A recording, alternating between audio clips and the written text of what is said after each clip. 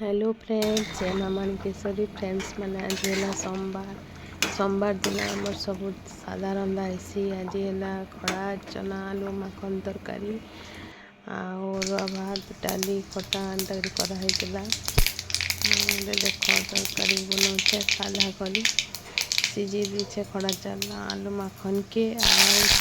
फुटन पकई मेसिंगा पतर दे दीचे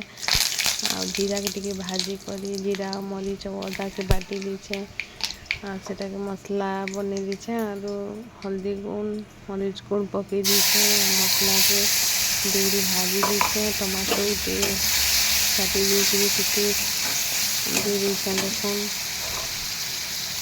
साधारण जीरा टे भाजी देले बहुत टेस्ट लगती जेनटा कि तरकारी पूरा दुई गुणा टेस्ट लगता सादा हेतु टेस्ट नहीं लगे। दिन दिन सोमवार किसी प्राय आमर एंता रंधा हेसी टमाटो गोटे देदेमी काटिक सिझाला परिवा के देदेमी नून पकईदेमी और घाटीदेमी देखी मसिंगा पत्र टी दे बास्ना मस्त हेसी मसिंगा पत्र टी देले भाजी भाजी देछे धनिया किसी भरने लगे घंटा तरकारी परिया सब भल लगे टमाटो पकई दीचे टमाटो भूगले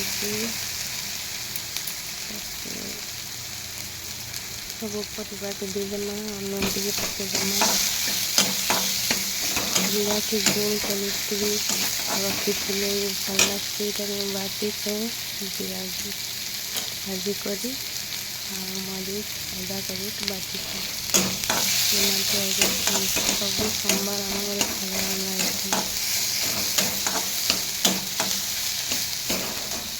परिवार के पकई दीचे दीचे किसी दीचे किसी नहीं